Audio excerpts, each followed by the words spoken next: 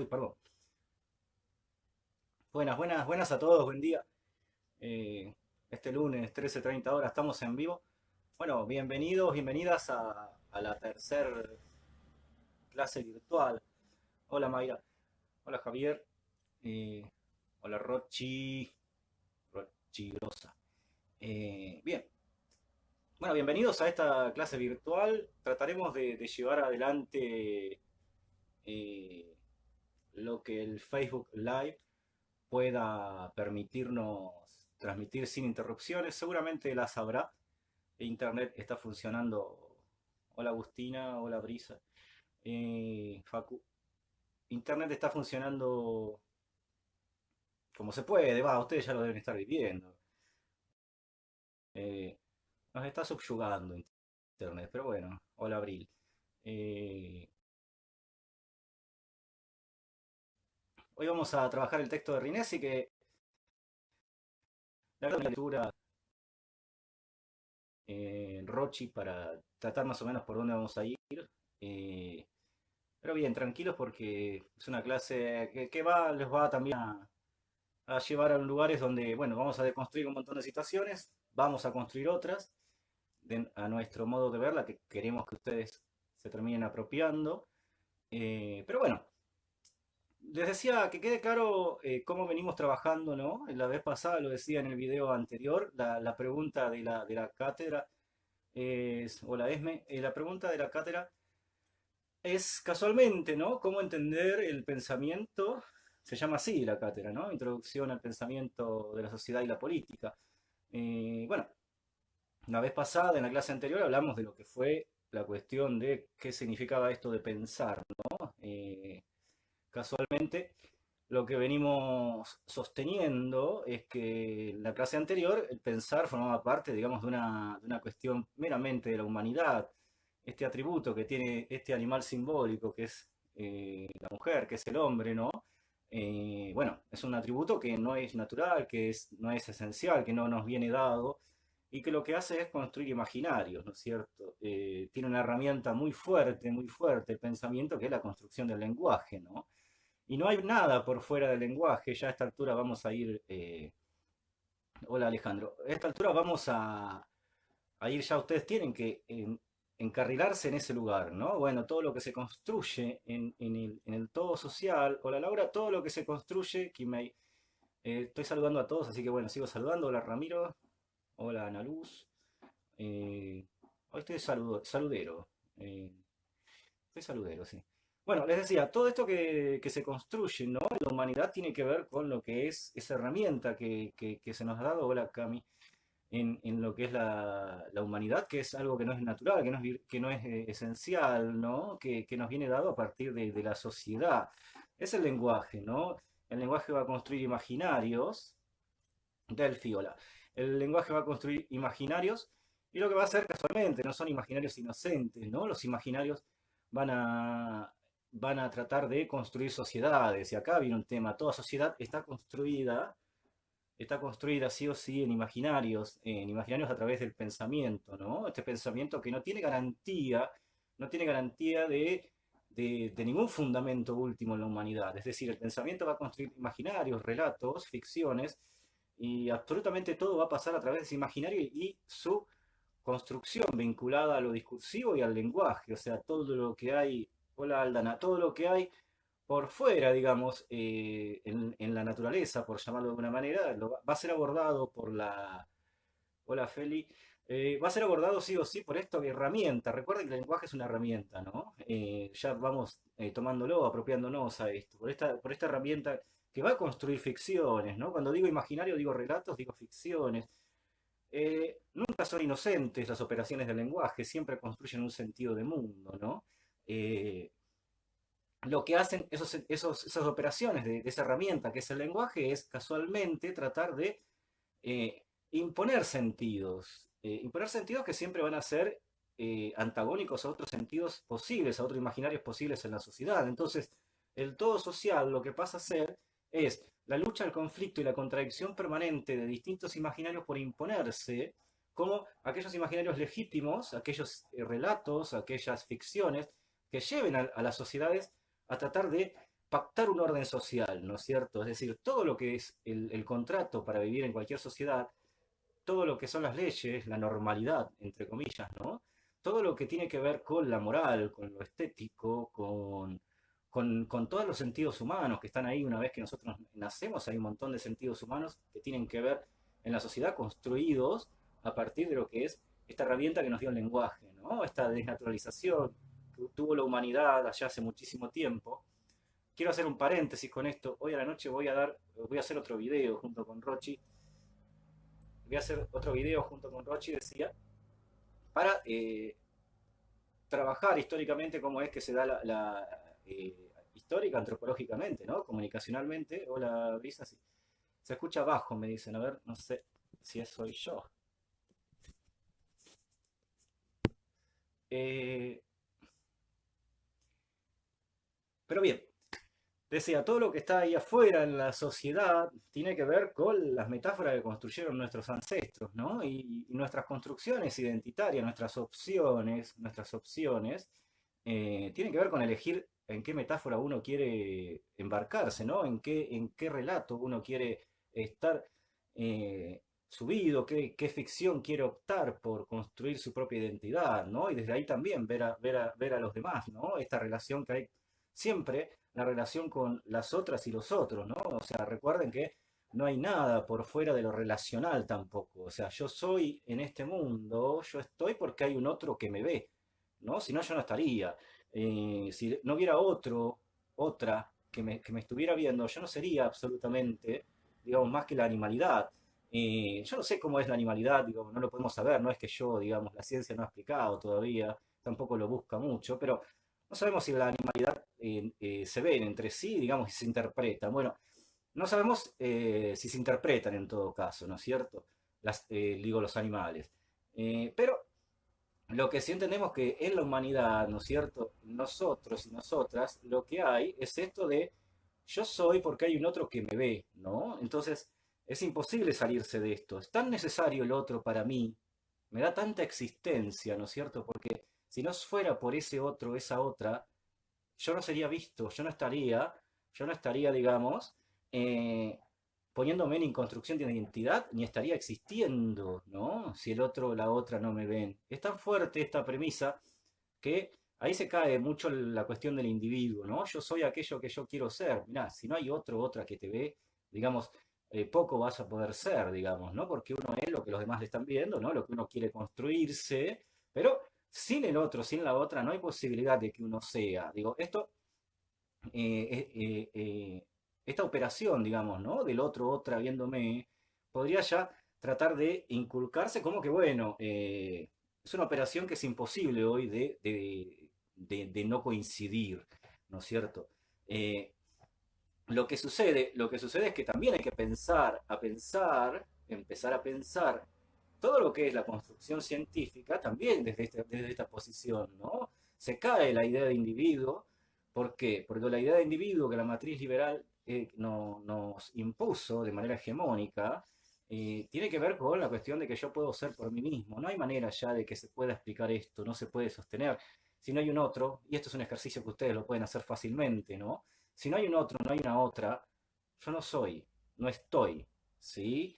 Recuerden, si vieron Black Mirror, recuerden el episodio donde yo puedo eliminar, digamos, ¿no? Que el otro me vea, hacer que el otro no pueda saber qué hago y qué dejo de hacer. Bueno, esa operación lo que hace es, bueno, yo puedo eliminar que otros no me vean, pero si yo elimino a todos, si yo eliminara a todos, ¿no? Ese capítulo está bueno, y a todas que no me vean, a mí no me vería absolutamente nadie, y yo no sería, no sería. Es decir, entonces ahí esa operación fuertísima que hay también sirve para entender que individualmente no hay individuos en sí, no hay individuos. Naturalmente yo no soy un individuo por mí mismo. Soy un individuo, una individua a partir sí o sí de que hay un otro, una otra ahí que me está mirando. Sin eso, no es posible el reconocimiento hacia nosotros. Ahora bien, digo, esto es pensamiento que, bueno, ya tenemos que entender que si, como venimos sosteniendo en el video anterior, ¿no es cierto? Todo esto tiene que ver con construcciones identitarias, ¿no es cierto? que van a alejar la posibilidad que se había impuesto de la idea de individuo por el individuo mismo. No hay manera ya de explicarlo así. Habría que partir, construir un montón de pactos nuevos teniendo esta premisa, ¿no? Por lo menos sosteniendo que no es posible la idea de individuo aislado, porque un individuo aislado no es un individuo, digamos, sino que es algo aislado ahí. Sería una cosa, ¿no es cierto? Una cosa sin conexión más que con el lugar natural, si fuera un lugar natural, en el que está aislado y sostenido, pero no sería, ¿no? No sería más que él y su relación con la naturaleza. Pero la relación del individuo con la naturaleza también tiene que ver con la imposibilidad de actuar naturalmente en la naturaleza. Nuestro cuerpo, este cuerpo que tenemos, está totalmente formado ya por la cultura y por la sociedad. Eh, Decía, está formado por la cultura y la sociedad y tiene que ver cultura y sociedad con lo que es casualmente los otros que están ahí para, sí o sí, identificarme a mí, ¿no es cierto?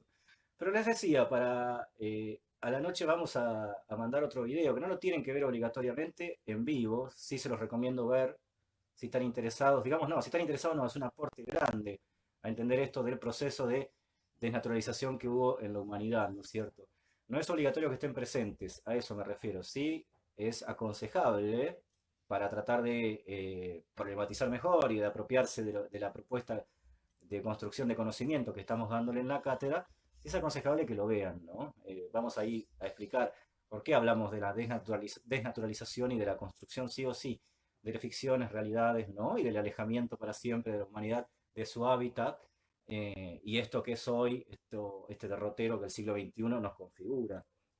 Aclaro que no es una cuestión de evolución, sino que es sí o sí una cuestión de construcción humana, ¿no? No hay acá un periodo evolutivo. Lo que hay es un derrotero histórico, arbitrario, contingente, que nos ha llevado a este lugar. Son desplazamientos, ¿no? Nada tiene que ver con una linealidad hacia un punto de partida evolutivo, ¿no? Al contrario, no hay manera de entender que esto es una evolución, ¿no? Pero bueno, sí es verdad que son desplazamientos, ¿no? Desplazamientos del primer momento donde decidimos sí o sí, donde decidimos no, donde la necesidad de la supervivencia nos llevó sí o sí, a este lugar que hoy nos está contextualizando el siglo XXI. Todo lo que hay de más es lucha histórica, ¿no? Lucha histórica, todo lo que hay por fuera, digamos, de ese proceso que no es evolutivo es lucha histórica, hay constantemente antagonismos, conflictos, que sí, son la matriz, ¿no? La materia que va a configurarnos como sociedad, ¿no? Y como sujetos y sujetas de lo que es el largo camino histórico que lleva esto que denominamos humanidad. Digo, teniendo en cuenta todo esto, recuerden esto, ¿no? Si bien vamos a trabajar autores, también lo vamos a explicar muchas veces de manera de salirnos un poco del autor para, digamos, poder sostener qué están diciendo cuando dicen determinadas cuestiones que son complejas. A esta altura, digamos, ustedes están ingresando, son complejas las situaciones de entender, ¿no es cierto? Pero, vuelvo a decir, vamos a tener trabajo sobre el texto, vamos a tener trabajo sobre el texto y algún que otro video que va a focalizar casualmente en poder problematizar el texto más allá de lo que el texto dice, ¿no es cierto? Esto voy con esta referencia que vamos haciendo, con esta construcción de conocimiento. Denme un segundo, porque la tecnología hace lo que quiere. Vamos a ver. Pero bien, ya voy.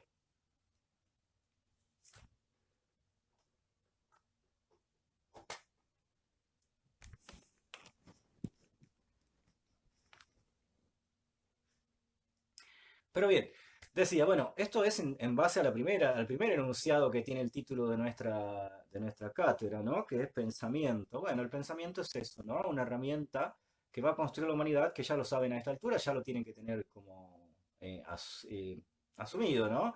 Es algo que es una herramienta no natural, que casualmente no estamos diciendo poco con esto, lo que estamos diciendo que es construcción humana y que va a dar lugares donde se va a hacer imposible a través de las operaciones del lenguaje, se va a hacer imposible construir una sociedad que pueda convencer a todos de ser una sociedad vivible tal cual cualquier relato impone en definitiva, ¿no? Cualquier relato se va a imponer y nunca va a tener la posibilidad, no lo ha tenido en lo histórico, ¿sí?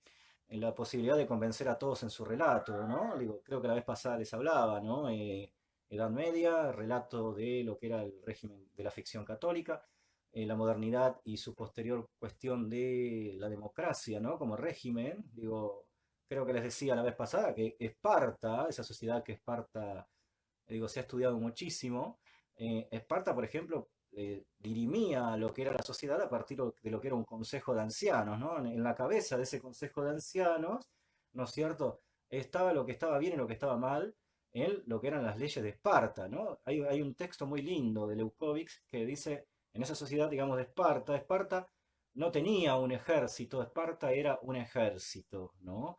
Eh, Porque era una sociedad pensada a partir de la guerra, ¿no? A partir de lo que eran los constantes conflictos que tenían armados, sí o sí, con lo que eran las sociedades que los rodeaban, ¿no? Con las invasiones permanentes o los intentos de conquista que había. Digo, subyugados por ese contexto, Esparta se había construido como una sociedad donde no tenía un ejército, sino donde era un ejército. Tanto era así, fíjense en la ficción, ¿no? Que se construye en Esparta, que lo que se entendía, por ejemplo, era que eh, las criaturas al nacer deberían tener determinado peso en el imaginario, ¿no? De Esparta, sostenía, ¿no es cierto? Hasta que se escribió por ley que las criaturas que nacían, por ejemplo, al ser hombre o al ser mujer, deberían tener determinado peso al nacer y si no serían descartados en un monte sagrado. Es decir, eh, si el varón no pesaba más de 2,5 kilos, digamos, no era considerado apto para qué, para ser guerrero en el futuro. Fíjense en la ficción, ¿no? Entonces, ¿qué hacían cuando pesaba menos de lo que sostenía esa ficción, de ese imaginario, ¿no? De que proyectaban que ese peso no lo haría un buen guerrero a la hora de batallar en el futuro. Entonces, la ley decía que los padres y las madres de ese momento, ¿no? Lo que tenían que hacer era, sí o sí, darse cuenta de que eran criaturas que no iban a poder sobrevivir o que no iban a ser útiles en esa sociedad, por lo tanto, había que abandonarlos en un monte sagrado a que mueran ahí y pasen a otra instancia, ¿no? A partir de la imposibilidad que le había dado esta cuestión al nacer de que no le daba el peso para una sociedad futura en Esparta. En las mujeres pasaba lo mismo, digo, los hombres lo que tenían que hacer si no daban ese, digamos, si daban el peso eran ser guerreros y la mujer tenía que tener también un peso acorde en el nacimiento, ¿para qué? Para ser madre, para parir después guerreros. O sea, si tampoco la criatura nacía, si también digo la criatura nacía mujer y no le daba el peso, también era abandonada en el monte sagrado, ¿para qué? Para que se la lleven los dioses, por ejemplo, y que no le, digamos, le había tocado entre nosotros, entre comillas, no ser apta para lo que era después parir guerreros, ¿no es cierto? Era una sociedad que en su ficción había construido que el amor solamente en su mayoría era entre cuestiones de hombres, entre lo masculino, ¿no? Eh, Tanto es así, digamos, que la mujer era considerada para reproducir, por ejemplo, ¿no? Eh, Tanto es así que a la hora de la ceremonia del casamiento, porque sí tenían que haber unión de parejas, ¿no? Para reproducir guerreros, pero a la hora de la ceremonia del casamiento, la mujer era rapada, ¿no es cierto? ¿Para qué? Era rapada para que casualmente se pierda su capacidad de belleza, ¿no? Para que no pueda, digamos, generar, dice Leukovic, ¿no? Que es psicólogo, la mujer no debería generar goce, deseo, lascivia en lo que era lo masculino, porque lo que sucedería era que se desvirtuaría la cuestión del imaginario social, ¿no? Eh, Había hasta instituciones de nodrizas, ¿no? Que lo que hacían era amamantar a los hijos de los padres o las madres, perdón, que morían generalmente a veces en batalla, ¿no es cierto? Eh, pero digo, todo esto estaba ficcionalizado, ¿se dan cuenta cómo se construye un imaginario social, ¿no? Eso estaba en la cabeza del imaginario de lo que le habían dado el poder en ese momento, que era un consejo de ancianos, que decidía qué era lo válido y qué no era lo válido en la sociedad de Esparta. Y doy este ejemplo de Esparta, pero digo, uno puede analizar un montón de sociedades a lo largo de la historia. Está bueno y es gráfico el ejemplo que estamos dando. Ahora bien, uno puede decir, desde la moralidad que hoy tenemos en el siglo XXI, ¿no es cierto? Creemos que aquello del peso, la realidad está, digo, de abandonar a la cría humana que había nacido y no le daba el peso para ser guerrero o para ser madres que iba a parir guerrero en el futuro. Lo que sucedería es hoy en el siglo XXI, a nuestros ojos, a nuestra mirada, uno eso hoy lo ve como una cuestión de casi de delito, ¿no? Digo, abandonar a lo que es la cría humana, ¿no? Hoy la ley diría que hay abandono de personas, digo, y uno entraría en lo que es la normatividad, ¿no? En lo que es un delito. Pero más allá de eso, en la cuestión moral, nuestra matriz de pensamiento de hoy, nuestra ficción que impone, nuestra moralidad que nos rige, hoy diría que eso además de ser un delito, eso es hoy de mala gente, de mala persona, ¿no? Abandonar un hijo o una hija. Sin embargo, en esa Esparta no había dolor en la madre y en el padre a la hora de abandonar esa cría en el monte. No había dolor porque estaba construida así la matriz de pensamiento de esa época. Sabían que al momento de dar a luz a una criatura tenía que darle el peso. Y si no, lo que ustedes les decía recién, lo que ustedes escucharon, si no debería ser depositada en ese monte para que se lo lleven los dioses, ¿no? A otro, para tener vida en otro mundo. Ahora, no había dolor en ese padre, en esa madre, en ese abandono, ni tampoco había culpa, ni tampoco había cuestión de sentirse que estaban cometiendo un delito. Era lo que la ley de Esparta había construido como relato, como ficción, y es en la cual se movía la sociedad civil de ese momento, ¿no? Ahora, este ejemplo, lo que quiero decir es, fíjense, ¿no? Las sociedades están construidas a partir de imaginarios. Digo, en el imaginario de un consejo de ancianos estaba, que se reproducía constantemente, cada vez que moría un anciano era reemplazado por otro, ¿no?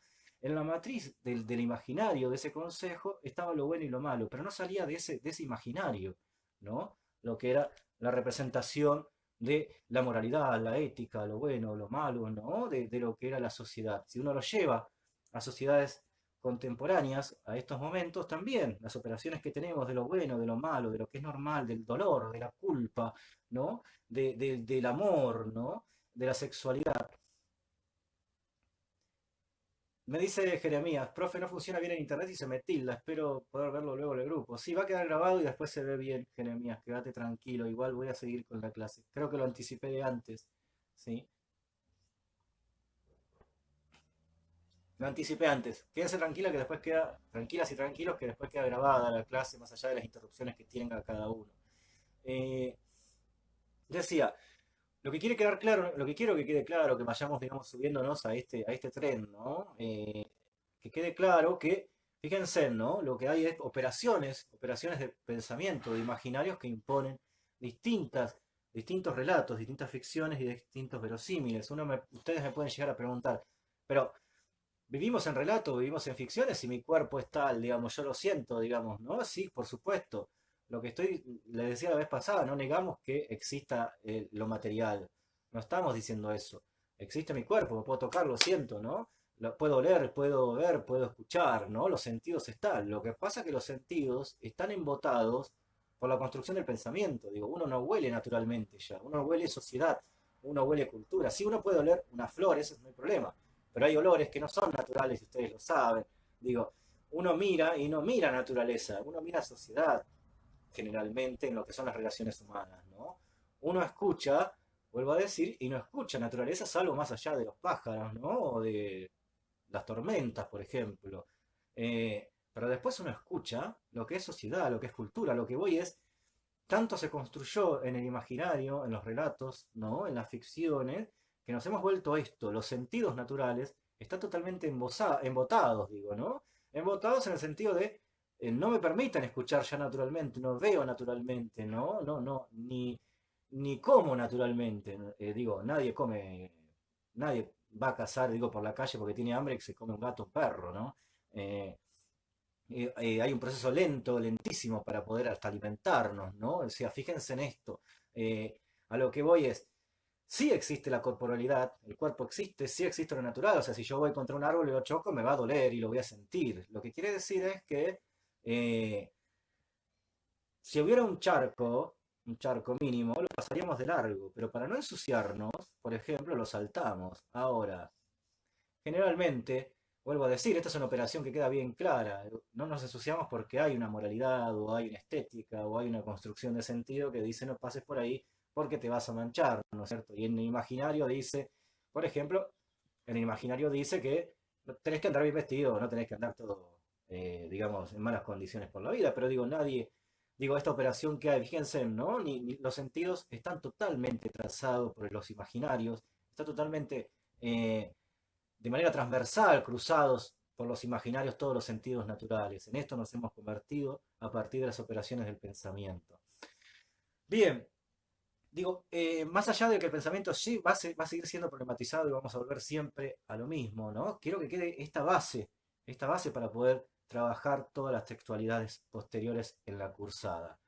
Eh, Vayamos al otro enunciado de a poco que dice que da título a la cátedra, que dice Introducción al pensamiento de la sociedad y la política. Les decía la clase pasada que no hay separación entre lo que es la sociedad y la política.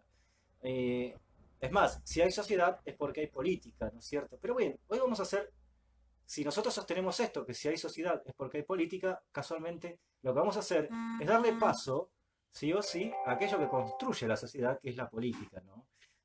Son inseparables, totalmente inseparables, pero no hay sociedad por fuera de la política, ¿no es cierto? Hoy vamos a hablar de política, en la clase que viene seguramente vamos a hablar de sociedad, ¿no? Cómo fueron entendidas por muchas matrices de pensamiento sociológico o de las ciencias sociales, cómo fueron tratar de ser entendidas las sociedades. Eso lo vamos a ver la clase que viene. Lo que sí tiene que quedar claro para este encuentro, en esta clase, es que sociedad y política son inseparables, pero lo que da lugar a las ficciones, a los relatos, a las imposiciones de sentido, ¿no? A las operaciones de los verosímiles que se imponen sobre otros verosímiles. Recuerden, a esta altura venimos sosteniendo que lo que hay siempre es antagonismo de verosímiles por imponerse unos sobre otros, ¿no? El ejemplo es el verosímil democracia hoy se impuso sobre el verosímil monarquía. Ninguna de las dos instancias es verdadera. Sin embargo, hay una operación que hizo que la democracia desplace al viejo régimen monárquico, que fue el anterior pacto o contrato social, que era el que regía la humanidad antes de que esto de la democracia dé lugar a consensuar como un mejor régimen para vivir en una sociedad, ¿no es cierto? Todo Occidente está subido casualmente a esto. Eh, por eso digo, cuando hablamos de sociedad y política, hablamos de lo inseparable de estas dos instancias, de la operación que hace la política de construir las sociedades, porque los verosímiles, los relatos, las ficciones se imponen a partir de construcciones políticas, ¿no? De imposiciones de sentido. Eh, Cuando hablamos de política no estamos hablando, por favor, salgan del lugar este, diría esta frase que está de moda, salgan del lugar de confort, estas cuestiones de frases de moda. Digo, salgan de este lugar, en realidad, de construcciones anteriores, de creer que la política tiene que ver con lo partidario. No, no estamos hablando de esto. Estamos hablando que la matriz de construcción de una sociedad, la materia prima de construcción de una sociedad, tiene que ver con la política. No, no hay nada por fuera de lo político y la política. Eh, a veces lo que hacen ciertas operaciones de ciertos sujetos políticos es despolitizar absolutamente todo, ¿no? Pero bueno, por afuera de la política y lo político no hay absolutamente nada, ¿no? Eh, las formas que yo elijo vestirme, digo, la música que yo decido escuchar, lo que quiero o no leer, digo, todo lo que uno hace, lo que una hace, tiene que ver con cuestiones de posicionamientos políticos que terminan, digamos, sosteniendo y construyéndonos como sujetos en nuestra cuestión identitaria, ¿no es cierto?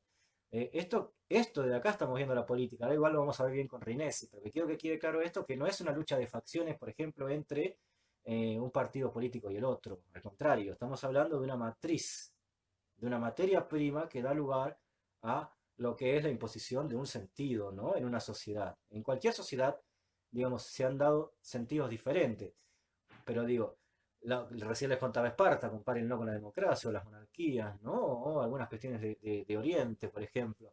Pero cualquier sociedad que construya un imaginario y lo imponga, lo va a hacer a través de las operaciones de la política, ¿no? Convencer al otro, persuadir al otro de que esa sociedad es la que hay que vivir, que ese es el camino que hay que recorrer, tiene que ver con operaciones de política, ¿no es cierto? Tiene que ver con, casualmente, eh, construir un consenso, entre comillas, ya vamos a ver la diferencia entre consenso y conflicto, construir o convencer a los demás de recorrer el camino, ¿no es cierto?, que nuestro relato va a imponer. Esa es la operación más fuerte que hay para hacer sociedad. Y eso tiene que ver con, sí o sí, posicionamientos de política, ¿no? Si yo les digo a ustedes, y les pregunto, cuál sería el mejor sistema para vivir, la mayoría me va a decir que es la democracia. ¿Pero por qué? Porque, ojo, puede que alguien esté pensando del otro lado, la realidad, a mí la democracia no me importa, qué sé yo, pero digo, la mayoría, está muy bien, digo, que aparezcan estas cosas, eh, pero digo, la mayoría va a sostener que es sí o sí el régimen democrático. Ahora, esto tiene que ver con operaciones políticas, ¿no? Digo, operaciones políticas que nos ha dado la familia, de decir que la democracia es lo mejor, nos ha dado la escuela, ¿no es cierto? Diciendo, machacándonos constantemente, la escuela primaria, la secundaria, que la democracia es el mejor régimen para vivir. Digo, estas son todas instituciones que operan a favor de un relato, de una ficción, de un verosímil, como es la democracia, para convencernos a todos de que ese es el lugar por el cual tenemos que caminar. Ojo con algo, ojo con algo, no estoy diciendo que la democracia sea mala, digo que ese es después lo vamos a criticar un poco la democracia, digo cuáles son sus imposibilidades, pero no es para esta cursada profundizar sobre esto, sino cuando vean historia de las ideas, si la cursan van a ver que vamos a profundizar muchísimo más la cuestión de la democracia. Pero digo, esas cuestiones que se han dado de caminar sobre que la democracia es la mejor ficción y el mejor relato, tienen que ver con operaciones de poder, de instituciones de poder, con lugares de poder que nos han casualmente persuadido de que es el mejor régimen para pactar en un orden social. Ahora, la democracia es tan ficción, es tan ficcional, es, es tan relato, ¿no? Como lo era la sociedad de Esparta. No hay, digamos, diferencia entre una y otra en el sentido de la construcción de las mismas, desde el imaginario, del pensamiento, de la imposición de verosímil. Lo que hay sí son, por supuesto, cambios de forma en lo que es el contrato social, pero la materia prima que construye cualquier sociedad tiene que ver sí o sí con las imposiciones de sentidos, las persuasiones que se van a dar para convencer a la mayoría, y eso tiene que ver con la política. Y la política tiene que ver con poder, son inseparables, ¿no? El poder de convencer a la otra, de convencer al otro, de que ese lugar es el que hay que vivir, ese relato es el que hay que subirse. Esa es una operación fuertemente de la política y el poder que son inseparables también. Eh, digo, ya habiendo, y de a poco vamos a ir trabajando más esto de la política, ¿no? Esta polisemia que tiene la palabra política, pero que vamos a elegir nosotros optar por esto que estamos diciendo acá en esta clase. Digo, casualmente, ¿no? El texto de Rinesi, la primera pregunta que se va a decir es cómo pensar la política, con qué racionalidad, ¿no? Porque si bien la materia prima de cualquier sociedad es la política, ¿no es cierto? ¿Cómo puedo pensar que la política construye? O sea, ¿desde dónde tengo que construir políticamente sociedades? ¿Desde dónde tengo que partir a construir sociedades, sí o sí, con esta materia prima que es la política? Y lo que Rinesi hace rápidamente, de hecho el texto se llama Tragedia, ¿no?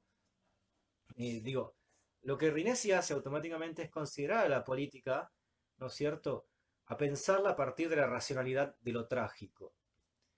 Y acá vamos a aclarar algo, ¿no? Porque da para mucho ya hablar de esto. Cuando Rinesi habla de lo trágico, no lo hace de forma negativa, no dice lo trágico como algo que nos han acostumbrado a pensar que lo trágico es, oh, la tragedia es la muerte, ¿no? La tragedia es el accidente, sí, son situaciones dolorosas esas de la vida, ¿no? O si en Occidente la percepción de que alguien se nos fue nos causa dolor, en otras culturas que alguien se haya ido por ahí es motivo de que ha pasado a instancias mejores, ¿no? O que ha pasado a instancias de estar, por ejemplo, en la cultura nórdica, ¿no? Digo, eh, a instancias de pasar donde está Odín, ¿no? Y todos sus lugartenientes. Digo, la instancia de pensar como dolorosa o trágica la muerte, digamos, tiene que ver con nuestra cultura occidental. Por supuesto, yo soy parte de esa cultura, no es que me hago que estoy extrañado, ¿no? Al contrario, no puedo salirme de ese. Sé que está construida esta cuestión de sentir trágicamente la despedida de alguien, pero no escapa a mí a veces como sujeto histórico de esta sociedad entender que cuando se me va a alguien que quiero, que amo mucho, digamos, me causa dolor la ausencia de no tenerlo, ¿no?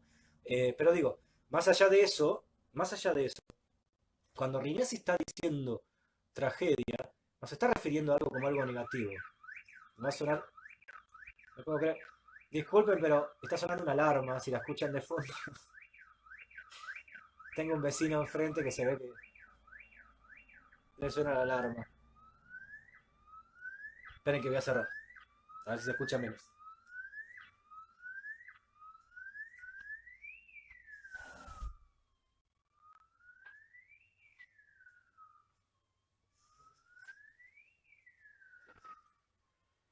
Puede que se escuche de fondo la alarma, quizás ahora se escucha un poco menos, pero bueno, contingencia, se dan cuenta de la virtualidad.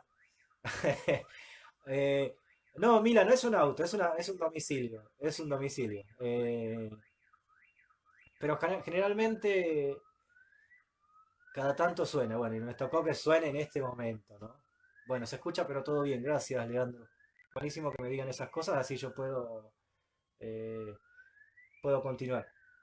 Vivo en el conurbano bonaerense, ¿no? Es un lugar para tener en cuenta, digo, la cuestión de las alarmas. Pero no es en este caso, no es en este caso un auto. Así que bueno, sigamos. Se escucha bien igual, me dice Juan Cruz. Gracias, Juan Cruz. Entonces sigamos, digo, Rinesi no plantea la cuestión de la tragedia como una cuestión negativa. Y acá quiero que escuchen bien lo que vamos a sostener, ¿no es cierto? Eh, lo que hay cuando dice Rinesi pensar desde la tragedia es de pensar que desde lo trágico, sí, coincido, Luciano, muerte al COVID-19, pero bueno, eh, ojalá pudiéramos estar en las aulas y, por lo menos, como les decía yo, nos viéramos y nos escucháramos y nos tendríamos ahí personalmente. Vuelvo a retomar. Les aviso que es un esfuerzo igual escuchar el alarma de fondo y, y dar clases. Pero vamos a darle ganas, vamos a darle... Ahí está, ahí paró. Gracias. Gracias a los ancianos de Esparta, quizás. Bueno, que los hice traer para acá. Decía esto, cuando Rinesi piensa lo trágico, dice pensar la política de desde la tragedia, es porque Rinesi va a decir sí o sí que en cualquier sociedad, al no ser posible, digamos, construir sociedades que convenzan a todos, ahí se vuelve, digamos, una cuestión de no resolución en lo que es los contratos de los órdenes sociales. No se puede resolver un orden social que convenza a todos. ¿Sí? No se puede construir, nunca lo hubo en la historia de la humanidad, no es que cuando hubo, si alguna vez esto existiera, estaríamos hablando de autómatas o de robots, ¿no es cierto? No de otra cosa. Pero digo, no hubo sociedad, no hubo sociedad donde el orden social, el relato que se iba a imponer, convenza a todos. Y esto dio lugar, casualmente, a resistir esos relatos, esto dio lugar a no sentirse cómodos en esas sociedades, cómodos y cómodas, digamos, o no sentirse abarcados, no sentirse protegidos por los relatos de esas sociedades. Y por lo tanto, siempre en cualquier sociedad, siempre existió la contrahegemonía, ¿no? Siempre existió el lugar de la no comodidad. Y no está, digo, esto es totalmente visible y empírico, ¿no es cierto? Si uno repasa la historia. Ahora bien, dice Rinesi, lo trágico es esto, es casualmente que la materia prima que construye la sociedad es la política, pero esa materia prima que es la política no puede convencer a todos, es decir, cuando un relato se impone, siempre se impone un relato, no hay manera de que no se imponga, nunca puede convencer a todos, y esto es lo trágico de la política. La política es tragedia en sí misma, porque si bien es la materia prima que construye órdenes sociales, nunca puede convencer a todos de que el orden social en el que se vive es el orden social justo, es el orden social para vivir, es el orden social para tratar de ser felices, por ejemplo, en este mundo o estar cómodos en este mundo. No, siempre que hubo construcción de órdenes sociales, la materia prima es la política, vuelvo a decir, siempre hubo favorecidos y desfavorecidos en esos órdenes sociales. Esto es lo trágico, ¿no es cierto? Lo trágico es que la política no puede abarcar, digo, si bien es la herramienta que construye órdenes sociales y no se puede salir de ella, de las operaciones que ella construye, ¿no es cierto? Si bien tiene esta gran virtud, tiene la desmesura de que no puede nunca convencer en un orden social a todos por igual de estar sí o sí en un mundo vivible o como uno quisiera, una quisiera vivir en una sociedad. Esto es lo trágico que está diciendo Rinesi. Pensemos la política desde lo trágico, desde la tragedia de esta imposibilidad, ¿no es cierto? De la no posibilidad de abarcar a todos en la ficción o el verosímil que se imponga como normal en una sociedad. Esto, esto es lo trágico. Ahora, inmediatamente, inmediatamente, Rinesi lo que dice es, ojo, pensar desde lo trágico no significa echarse a perder, digamos, o creer que es negativo, o creer que, o sostener o entender que este es un lugar en el cual hay que cerrar todo e irnos, total, va a ser así. No, al contrario, lo que estás diciendo es, lo que ha hecho Occidente en su historia, lo que la ciencia ha hecho también, de hecho después va a citar a Platón y a Hobbes, ya vamos a ver esto, es creer que es posible que haya sociedades consensuadas. Una sociedad sería consensuada como el liberalismo impone. El liberalismo es aquel que habla del consenso, al contrario de lo que es el conflicto. ¿Sí? Eh, el liberalismo tiene la utopía de que puede haber alguna vez alguna sociedad con consenso, ¿no? Para siempre. Lo que pasa es que el liberalismo, cuando impone, digamos, la cuestión de la construcción de una sociedad consensuada para todos, escamotea un montón de situaciones, ¿no? Va a decir, bueno, ¿cuáles son las herramientas, por ejemplo, para que ese consenso se dé en un orden social? Bueno, la herramienta, por ejemplo, dice el liberalismo, es el mercado, ¿no? O sea, y la mínima participación del Estado. Este relato es el liberal. Ahora, cuando uno ve las relaciones de mercado, ve que las relaciones son injustas, ¿no? Ve que el mercado no trata igual de todas maneras, digo, o ve que los resultados de las relaciones que tienen que ver con el mercado construyen sí o sí sociedades que no son justas, donde unas minorías disfrutan, gozan, ¿no? Unas minorías gozan, disfrutan y tienen los beneficios de lo que son, por ejemplo, subirse a las lógicas del mercado y las grandes mayorías trata de sobrevivir con lo que le da la cuestión del trabajo, la cuestión de lo que es las labores que una puede llegar a hacer. Pero en eso, digamos, lo que sí demuestra en el relato liberal de la cuestión del consenso, por ejemplo, a partir de la matriz del mercado, es que no construye sociedades justas, vuelvo a decir, las estamos transcurriendo en este momento. Digo, ustedes saben la cantidad en el mundo, digamos, la cantidad de habitantes que somos y sabemos cuántos son los ricos y que, digamos, y cuántos son los pobres, ¿no? La balanza es totalmente desigual, ¿no es cierto? La pobreza es muchísimo más, muchísimo, infinitamente más que la cuestión de la riqueza. Digo, si la cuestión de la felicidad tiene que ver con esto, pero más allá de la cuestión, digo, con ser pobres o ser ricos, pero más allá de la cuestión de la felicidad, lo que sí, lo que sí se ve, se nota, diría el marxismo, el síntoma, ¿no? De injusticia, la plusvalía que se ve, tiene que ver con que en esta construcción donde el mercado es la base que el liberalismo quiere tener para la construcción de consensos, lo que se ve es que los que padecen en este contrato social, en estas democracias de occidentes liberales sostenidas por las relaciones de mercado, por ejemplo, no es solamente relación de mercado, ya lo vamos a ver, estoy ejemplificando, el mercado es algo muy fuerte, es quizás la herramienta más fuerte que tiene el capitalismo y el liberalismo, pero, vuelvo a decir, en estas relaciones es palpable, se ve, se nota, se repite, que continuamente hay pobreza, continuamente hay miseria y continuamente hay injusticia en lo que son las relaciones de esta ficción, de este relato, de este verosímil que ha instalado el liberalismo a partir de construir sociedades liberales apoyadas fuertemente en las relaciones de mercado, ¿no? Así todo, fíjense, ¿no? Si bien el liberalismo y el capitalismo se imponen, es lo que les decía recién, no pudo convencernos a todos y todas de que era la sociedad para vivir, ¿no? E inclusive desde el punto de vista científico, digo, pensar con los pensadores liberales, desde nuestro punto de vista de cátedra, también lleva de construirlos a ellos y ver que lo que ellos sostienen como garantía o como, digamos, constancia para entender los órdenes sociales, bueno, desde nuestro punto de vista no nos convencen y construimos una cuestión de la mirada científica diferente, ¿no? En el campo científico. Pero digo, esto dice Rinesi, ¿no? Pensar lo trágico de que no va a haber sociedades que puedan convencer a todos en la historia de la humanidad porque no la hay, ¿no? Porque no hay posibilidad que una ficción pueda convencer a todos. De hecho, no la hay porque en las prácticas de la sociedad civil siempre surgen lugares de interrupción, lugares de cortar circuitos, lugares de no gozar a partir del verosímil que nos instaló, digamos, la hegemonía, lugares de transcurrirlo de otra manera, o entender que aquello que me proponen como legítimo o bueno a mí, como sujeto de una sociedad, no me parece, ¿no? Y de hecho lo demuestra constantemente, lo demuestran constantemente las sociedades, los ha demostrado la historia de la sexualidad, nos ha demostrado la historia de los movimientos sociales, lo ha demostrado la historia, digamos, de la filosofía, de la ciencia, lo ha demostrado el feminismo, ¿no?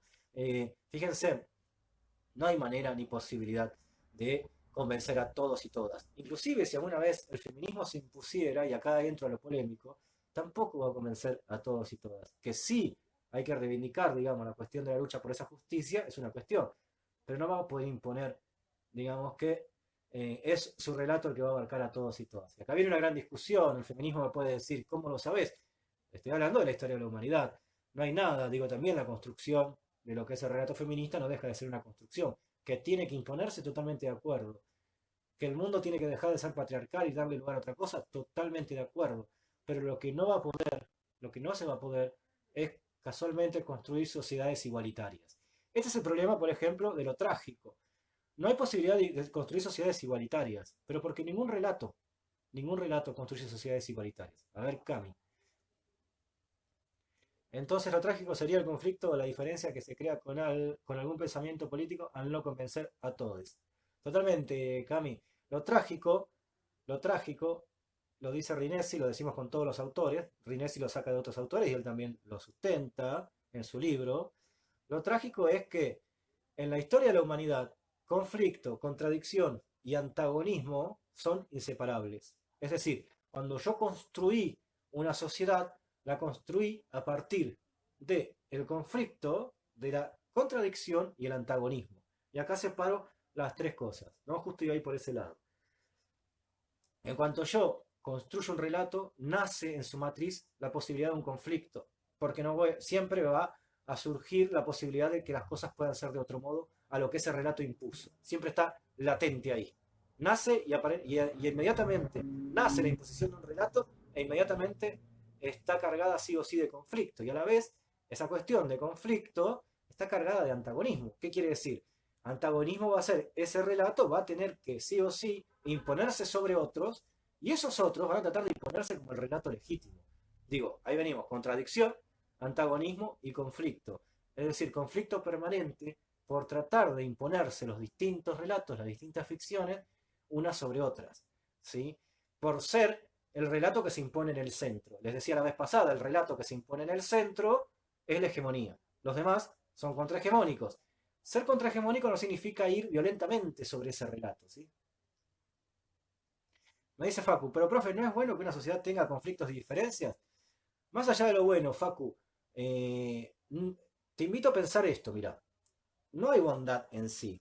Si vos me decís, pero Claudio, yo creo que es bueno eso, bueno, ahí sí, es tu posición política y te la comparto, digo, no es que la comparto, sino que digo, está bien, digamos, que digamos, es riguroso lo que sostendrías a partir de hacerte cargo de lo que vos considerás bueno, ¿no? El tema que más allá de que tenga conflictos y diferencias, es que hay que entenderla, que es a partir de los conflictos y las diferencias que se construyen las sociedades. No que está bueno que sean.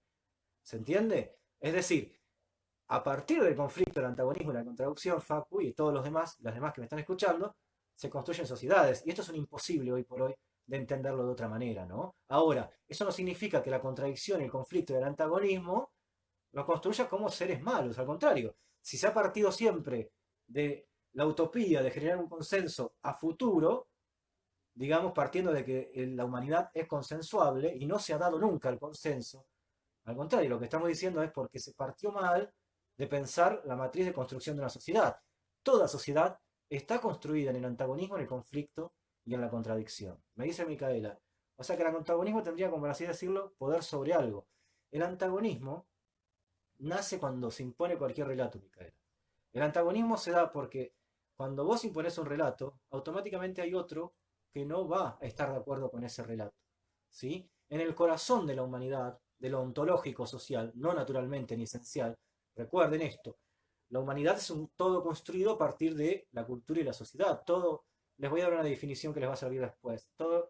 Cultura es todo lo que el hombre y la mujer hacen alejados de la naturaleza. Bueno, nos hemos alejado millones de años de la naturaleza, lo van a ver a la noche cuando mandemos el otro texto, por lo tanto somos seres culturales. Pero no quiero entrar en esa materia porque es para otras cátedras, no quiero que ya di en mi juventud, no quiero entrar en eso ahora. Si me tocara esa cátedra la daría, pero ya la van a ver de otra manera, pero no le estoy escapando, ¿no? Lo que quiero decir es que por ahora la definición que doy es cultura es todo lo que la mujer y el hombre hacen alejados de la naturaleza y nosotros estamos totalmente alejados. A ver, dice Mauro, interés de por medio, siempre que haya intereses va a haber conflictos. Sí, Mauro, pero no lo lleves a la cuestión económica, ¿eh?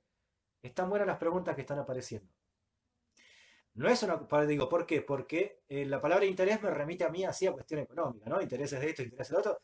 Te presto algo, me lo pagas con intereses. Ojo con los enunciados y su polisemia, ¿no? A lo que yo hago acá es cortar el hecho de que interés remita a lo económico. A veces tiene que ver con intereses morales, Mauro, ¿se entiende? Y todos los que me escuchan. A veces tiene que ver con imperativos sexuales, imperativos de género. Digo, desde ahí, digo, tiene que ver, no solamente con el interés económico, con lo económico también. Siempre hay antagonismo porque hay moralidades que no se van a empatar o no van a ser abarcadas en las moralidades que se construyen en un orden social. Les dije recién de Esparta. La mujer en la moralidad de Esparta era más que un recipiente donde había que llenar para reproducir futuros guerreros, ¿no? Eso de a poco, esa moralidad fue cambiando, ¿no? En parte por lucha de las mujeres y en parte por luchas de otras ficciones que se van a imponer diciendo, no, pará, esto no es así. Pero digo, por eso digo, hay antagonismo porque hay moralidades que no van a cerrar ni a pactar con el orden social, moralidades, éticas, sexualidades, vuelvo a decir, goces, deseos, que no van a pactar con aquello que se impone a partir de lo que dice esto es el mundo, ¿no? A ver, para Aldana. Dice Aldana, quienes emplean la política trágica, solo los participantes de la contrahegemonía, puedo reformular al final del vivo. No, lo trágico político es para todos y todas, Aldana. No es que alguien la emplea, lo llevamos en el contrato social en cualquier sociedad. Digamos, en este todo de la humanidad somos eso, ¿sí? Lo trágico es que nos toca esto. Aldana, si vos el día de mañana quisieras imponer un régimen que para una gran mayoría fuera más justo que este que estamos viviendo, lo vas a imponer, ponerle por una construcción de hegemonía. Es un proceso larguísimo igual, ¿no? Pero irremediablemente, cuando vos lo impongas y vos creas que es así, que es el mejor régimen, al minuto vas a tener sí o sí una contrahegemonía que no va a estar convencida. O porque, como decía recién Facundo, los intereses morales, éticos, sexuales, genéricos, de raza o todo lo demás, digamos, primen sobre esos que no están convencidos de lo que vos impusiste. Lo trágico es para todos, no es para determinadas personas, ¿no es cierto? Determinados sujetos y sujetas. No, cualquier cuestión es trágico, digamos, lo trágico es para cualquiera de nosotros y nosotras. Dice Joaquín, entonces, capaz no sea bueno un conflicto, pero sí necesario para construir una sociedad política, no. Bien, claro, claro, Joaquín, no es bueno o malo el conflicto, es lo que es, ¿sí? Para Ana Luz, que ahora te voy a responder a vos. Digo, no es bueno o malo el conflicto, es lo que se da en la construcción de cualquier orden social. Recuerden que lo bueno y lo malo lo va a imponer también el relato. Pero anterior a eso, tenemos que ver cuáles son las operaciones que construyen un relato. Bueno, las operaciones que construyen un relato tienen su fuerte matriz en el conflicto, el antagonismo y la contradicción. A esto me estoy refiriendo, Joaquín. ¿Sí? Es decir, y sí, más allá de que sean buenos o malos, lo trágico, lo contradictorio, lo antagónico, lo conflictivo, sí o sí construyen sociedad. Lo bueno y lo malo, casualmente, va a ser impuesto y va irremediablemente a ser una de las varas que van a, o uno de los sentidos que van a regir casualmente a la contrahegemonía o a la reproducción del mismo, porque acá también hay algo que quiero que entiendan. Que cada relato sí o sí cargue en la cuestión con un antagonismo posible, no significa que cualquiera quiera ser antagónico al relato que se impuso. Hay muchos y muchas que están contentos, por ejemplo, con el liberalismo capitalista. ¿No es cierto? Eso quiere decir que reproduzco ese relato, ese verosímil. Es más, sin esa reproducción de muchos creyendo que ese es el mejor relato, no habría manera de que ese relato se imponga, ¿no es cierto? Pero vuelvo a decir, no necesariamente todos somos contrahegemónicos, porque muchos, diría Platón, muchos nos salimos de la caverna y no vemos la luz de la posibilidad de un saber más allá de lo que es el sentido común, ¿no es cierto? Para llevarlo en grandes rasgos a Platón, ¿no? Igual hay una cuestión ahí media tirada de a ver, tensionante totalmente, pero bueno, después lo vamos a ver. Digo, necesariamente el antagonismo está en la sociedad más allá de que haya contrahegemonía o no. ¿Por qué? Porque el antagonismo de por sí lo que hace es fijar un relato precario como poderoso, pero que en sí carga la posibilidad de que venga otro y lo antagonice a partir de otro relato. Más allá de que las mayorías, por ejemplo, hoy sostengan que la mejor forma para vivir es la democracia. Hay muchos que no están de acuerdo con eso, ¿no? Pero no significa que vayan irremediablemente a tener posiciones de querer derribar ese relato, sino que no están convencidos de eso, ¿no es cierto?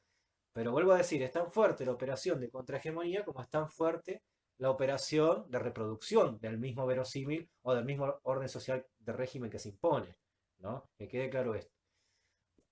Ana Luz, ¿las sociedades están construidas por conflictos? O eso entendí. Las sociedades están hechas por la matriz del conflicto, del antagonismo y de la contradicción. ¿Conflicto por qué? Porque sí o sí, la herramienta que construye sociedades tiene que ver con el pensamiento, con los imaginarios. Los imaginarios están construidos a partir del uso del lenguaje. Y el lenguaje es algo que no es natural. ¿Sí? Es algo que nunca va a dar con el objeto, es algo que es una construcción arbitraria, por lo tanto, hay conflicto en cualquier operación que haya del lenguaje. Lucas, ¿podríamos afirmar que el antagonismo es el inherente al ser humano político y es una condición necesaria para construir una sociedad? Sí, tal cual. Sí, sí. El conflicto, Lucas, agregale, conflicto, contradicción y antagonismo son inherentes a la política. ¿Sí? Vuelvo a decir, las tres instancias, conflicto, contradicción y antagonismo. Pero no lo vean con la carga negativa que el liberalismo nos hizo pensar al conflicto, al orden, perdón, al conflicto, al antagonismo y a la contradicción. Al contrario, estamos abriendo un fuerte lugar de esperanza con esto. Estamos diciendo, si la maniquea idea, ¿no? Si la falacia de un consenso posible nunca se dio en la historia de la humanidad, ¿por qué seguir insistiendo con este relato del consenso, ¿no?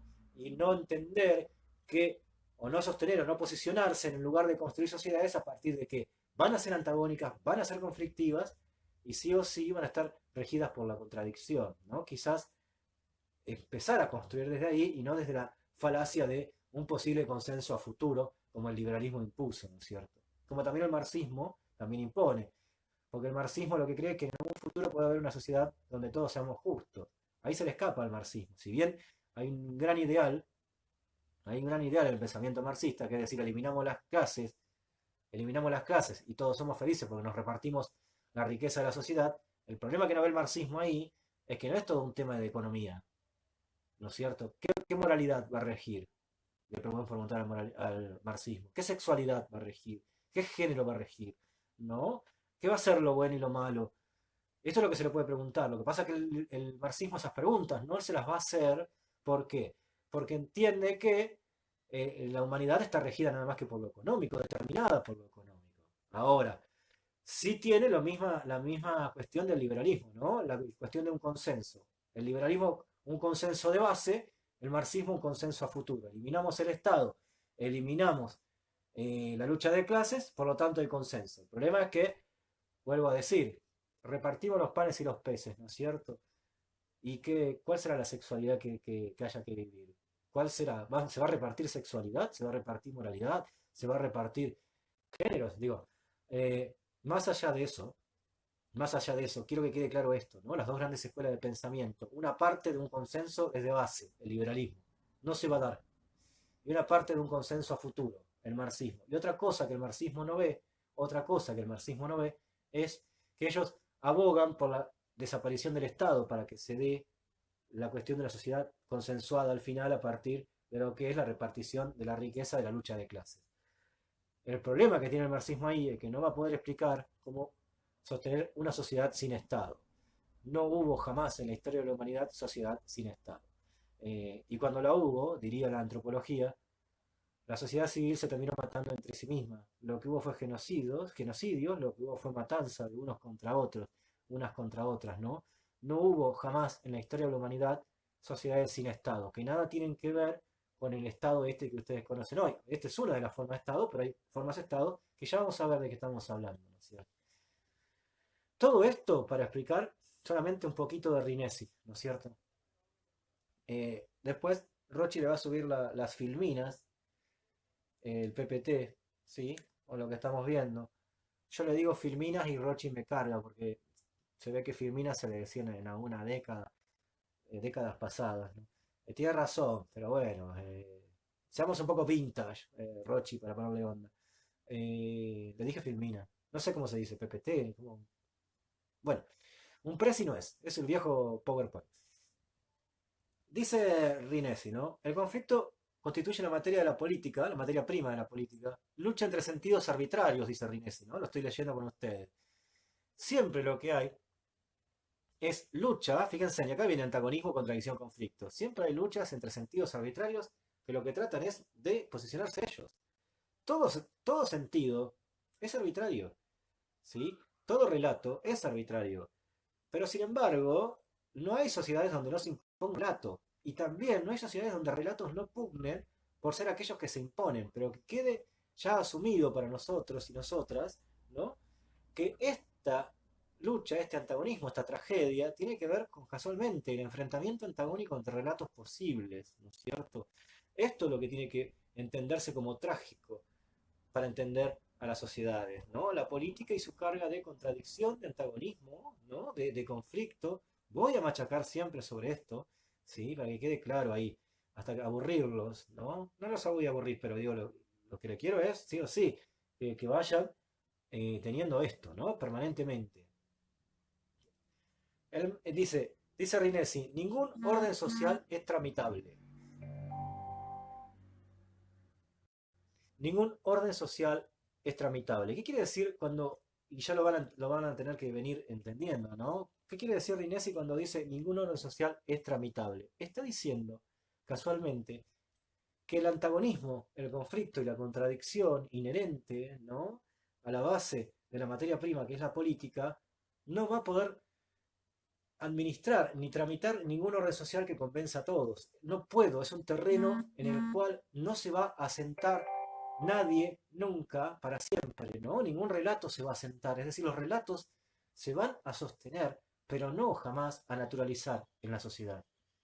Si se naturalizaran estaríamos hablando de otras instancias, no estaríamos ni preguntándonos absolutamente nada, estaríamos en la animalidad sola. Pero si hay animalidad, no hay sociedad. Esta es la diferencia que tenemos, ¿no?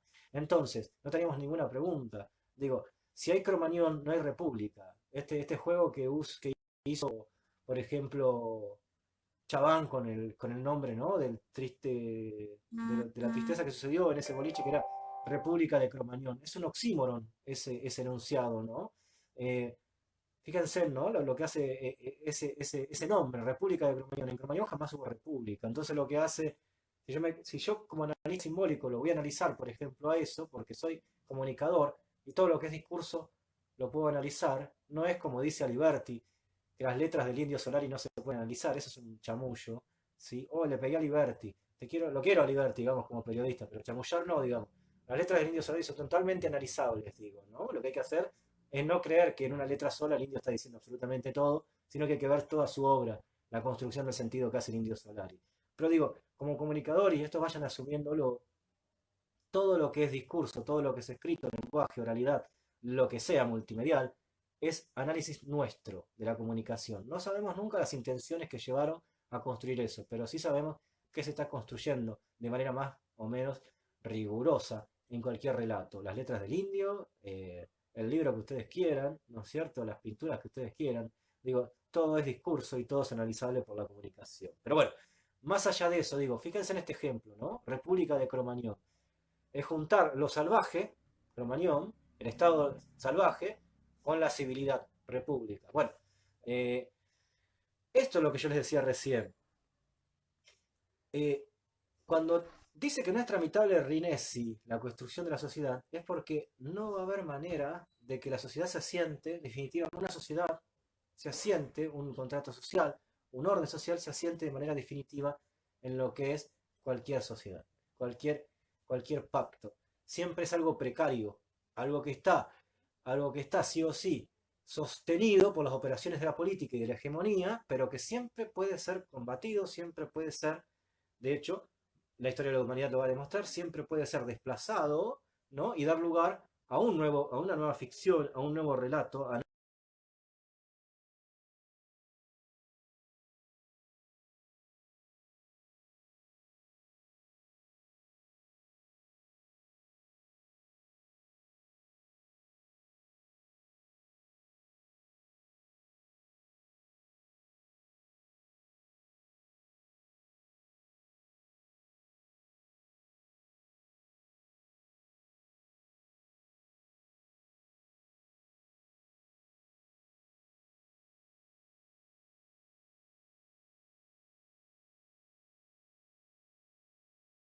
cortar Perdónenme, mil disculpas, mil disculpas.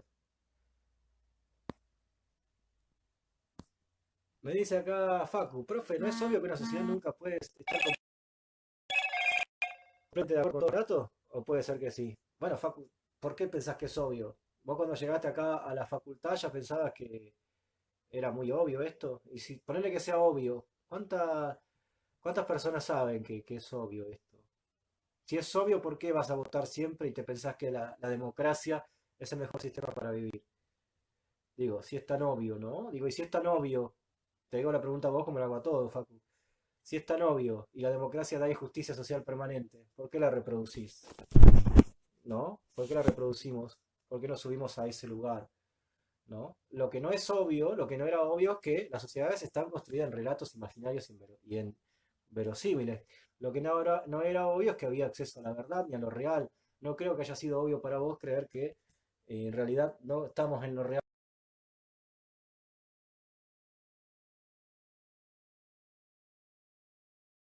Podemos debatir. Eh, pero bien, eh, en el imaginario de la totalidad de la sociedad, Facu, no hay obviedad en esto, al contrario. Anda a decirle a la mayoría de tus amigos, amigas, que nunca hay relación entre la palabra y la cosa, y que por lo tanto nunca hay acceso a lo real, sino hay construcciones de realidades, y lo que te va a suceder es que primeramente te digan de qué estás hablando, para decirte algo así liviano, ¿no? Y trata de convencerlos, ¿no? Digo, decirle que a lo real no accedemos, sino que construimos realidades, y que verdades no hay, y que verosímiles sí, y ahí fíjate que la obviedad va a ser como un poco más puesta en cuestión. Lo que sí, lo que sí, lo que sí, vuelvo a decir, eh, hasta lo que es obvio o no, es construcción humana. A ver, el liberalismo propone un consenso, me dice Aldana. El liberalismo construye su relato de sociedad a partir de un consenso posible. Ellos dicen, el mercado nos iguala a todos, Aldana. Y acá hay algo que les quería decir anteriormente. El mercado, es decir, el liberalismo tiene en su pensamiento, te convenció de qué? De que el mercado te iguala a todo el mundo. Es decir, está ahí afuera. Vos querés hacer negocio, podés. Exacto. Nadie tiene prohibido hacer negocios. Al contrario, la mayor libertad para ellos es el mercado, la libertad de generar riqueza. ¿No es cierto? Por lo tanto, lo que te va a decir el liberalismo es, si no te fue bien a vos en esa libertad, es porque el no apto para esas relaciones de poder sos vos. Es decir, fíjate la operación hasta violenta que hace el liberalismo, ¿no? Te va a decir, mi juego es este, pero si no te va bien, es problema tuyo. No de mí que construí el juego, ¿no? Esto tiene el liberalismo. Vuelvo a repetir, yo te construí este juego y te dije sos libre ahí. Ah, no te fue bien, es porque no sos apto, no porque mis juegos, mis reglas del juego sean injustas, ¿no? Y el liberalismo, sin embargo, ha convencido a todos de que es así. Todos y todas, mucha gente, la mayoría, digamos, ¿no? Eh, ¿Cuántos de nosotros, nosotras, eh, tratamos de confrontar las ideas estas de si no me va bien a mí es porque la matriz del liberalismo en realidad no es justa, ¿no? Desde ahí, Aldana. Obvio que lo bueno y lo malo es subjetivo, pero ojo con algo, es subjetivo y se impone lo bueno y lo malo. Y siempre hay una moralidad respondiéndole, a ver, ¿quién era? Joaquín, creo. Sí. Lo bueno y lo malo es subjetivo, pero siempre hay una moralidad que dice esto es lo bueno y lo malo. Y lo que esa moralidad impone se va a regir por lo bueno y lo malo, ¿sí? Que quede claro eso, Joaquín.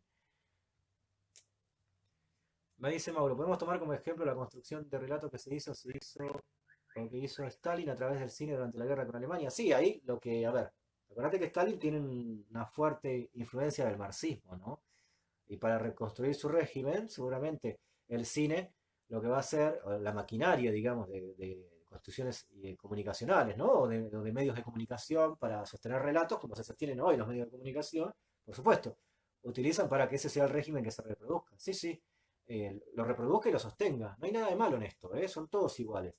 A ver, el gran ejemplo de operación mediática, perdón, de construcción de sentido a través de la utilización de los medios masivos de comunicación cuando empiezan a estallar es la del maquinaria de la nazificación con Hitler, digo, ¿no? Recuerden que la propaganda, lo que está obnubilando el medio de comunicación es lo que hace magnífico, digamos, al relato, magnífico en el sentido de la percepción de la opinión pública, digo, no desde mi punto de vista moral, por favor, pero digo, lo que sí había logrado la maquinaria de comunicación del nazismo fue convencer a todos que ese era un gran relato, ¿eh? Conocer una gran mayoría.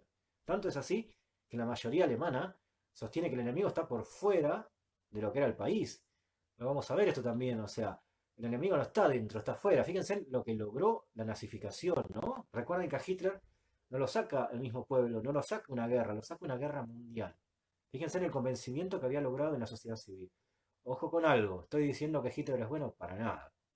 Pero para la respuesta que me da perdón, a la pregunta que me dice Mauro, estoy diciendo lo que realmente, lo que en realidad en la historia sucedió. Esta cuestión de que tanto fue el convencimiento de esa sociedad civil de la nazificación, fíjense, ¿no? A través del relato, que hicieron, que inclusive tuvieron teóricos que empezaron a imponer en la cuestión de la educación en Alemania que el enemigo estaba por fuera de Alemania.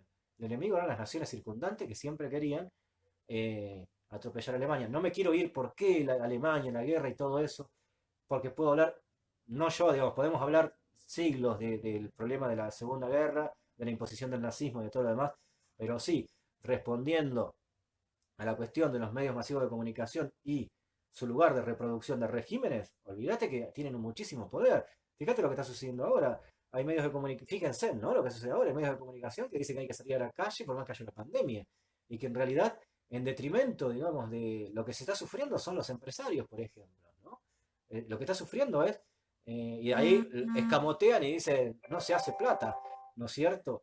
No se hace plata, por lo tanto, vamos a sufrir todos. O sea, acá los medios masivos de comunicación hoy ya no lo tiene un régimen político, hoy lo tienen aquellos que son poderosos económicamente. Y el poderoso económicamente está parado en el lugar del privilegio de este orden social. ¿Por qué va a construir relatos que vayan en contra de su propia posición?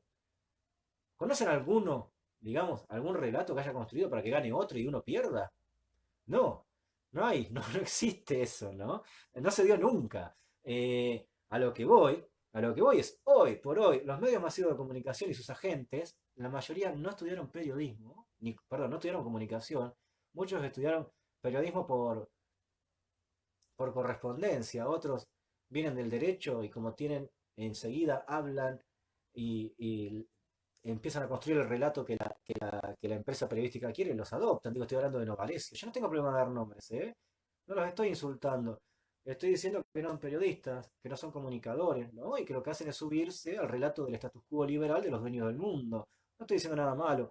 Digo Novarecio, Majul. Digo lo de Majul, bueno, La Nata, eh, la que quieran, digamos, Magdalena Ruiz Iñazú, eh, María O'Donnell, que es un subproducto de Magdalena Ruiz Iñazú. Eh, la mayoría no ha estudiado comunicación ni periodismo. ¿Ustedes se creen que la mayoría de esos... Miren, miren, ¿no? Aquí viene el ejemplo. ¿Ustedes creen que la mayoría de esos comunicadores, entre comillas, no son comunicadores, son propaladoras de relato, ¿no? Eh, ¿Alguna vez entendió que la sociedad está hecha del conflicto, el antagonismo y el conflicto? No les importa. No les importa, porque ellos en este mundo, relatando para los dueños de las empresas, por ejemplo, son favorecidos, ¿no? Porque deben tener, digamos, más guita, deben tener cierto prestigio, ¿no? Igual, ¿por qué van ellos, digamos, a construir otro relato? Hay que verlo desde acá, ¿no? Desde el lado nada más que del 6, 7, 8 y decir, ah, qué malos que son estos, nosotros tenemos otro relato. El problema del 6, 7, 8 es que tampoco nunca dijo que el nuestro también es un relato, ¿no? Entonces lo que hacíamos era nada más que hablar mal del otro, mal del otro. Eh, Mal del otro constantemente, ¿no? Ah, el otro es malo, el otro es malo. No, decir que es un relato y que estamos luchando entre relatos posibles, ¿no es cierto? Pero no que el otro es malo. En todo caso, el otro trabaja para aquellos que determinan qué es lo malo y qué es lo bueno. Pero esto hay que decir cuando construís programas 678. No tenés que agarrar y decir, fíjate lo que dijo la nata, malo la nata, ¿no? Fíjate que lo que dijo Majul, malo Majul, sí que son, digamos, aquello que hay que antagonizar. Y acá viene el antagonismo, ¿se dan cuenta? Eh, Puede quien le guste a ustedes, la nata, Majul, Novarecio, Magdalena, digo, la maquinaria de periodistas, entre comillas, del status quo, puede que le guste a ustedes, está todo bien. Ahora, hay muchos de nosotros y nosotras que no nos interesa, que los antagonizamos, que los conflictuamos, que los combatimos, en el buen sentido, ¿no? Digo, yo los estoy combatiendo desde lo académico. Si bien ahora los uso de ejemplo, los combato de una manera mucho más velada, pero mucho más profunda que la construcción del conocimiento, ¿no es cierto? Cuando ustedes propongan una discusión de esto a esta gente en cualquier lugar, no se la van a dar, no se la van a dar, ¿no es cierto? No se la van a dar porque no tienen herramientas. Lo único que hacen es decir qué es lo bueno y qué es lo malo a partir de lo que son los patrones de ellos, que son generalmente los dueños o los favorecidos de estos contratos sociales del liberal capitalismo, que siguen gozando en detrimento de los que no pueden gozar, ¿no? Siguen discriminando, porque como diría Lacan, ¿no? La discriminación es el odio al goce del otro y de la otra. Vuelvo a decir, Lacan, es tan linda esa frase, ¿no? La discriminación es el odio al goce del otro o de la otra. Y si eso es la discriminación, a que vos no goces, gozo yo.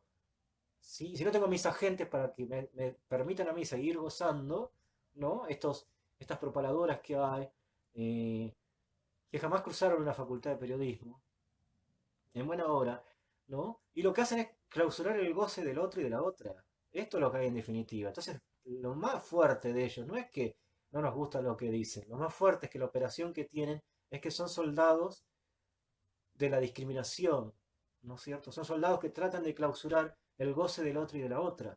Esta es la operación más fuerte, no malo la nata, ¿se entiende? No malo la Majul. Me interesa poco, digamos, si es malo o si es buena Magdalena Ruiz Guiñazú. Sé que está posicionado en un lugar como sujeta política, más allá de que juegue, esto también, ¿no? A la cuestión de la cobardía de decir que es independiente y objetiva, cuando sabemos que no es ya posible explicar esto en la humanidad, ¿no? Pero bueno, que queden claras estas situaciones, ¿no? Por ejemplo, fíjense, hay antagonismo, conflicto y contradicción permanente. A ver, Facu, ¿qué dice?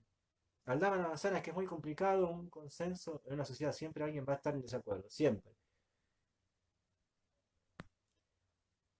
¿Qué más? ¿Se cortó? No, sigue la transmisión. Le pasa que me llamaron por teléfono. Me llamaron, no voy a decir quién me llamó, pero me llamaron por teléfono. ¿Y por qué? Ya está instalada la sociedad. Se reproduce por confort, porque ya está, o no se conoce otro pensamiento, puede ser. Buena pregunta, Cami. Se reproduce por varios sistemas. Hay algo que yo te voy a ver, que quiero hablar con todas y todos ustedes. Hay un autor que se llama Cornelius Castoriadis. No van a ver, creo, nada de él, pero sí algo. No, o sea, nada de él de texto, pero sí de algunas influencias sobre otros textos. Eh, que se hace esta pregunta, Cami.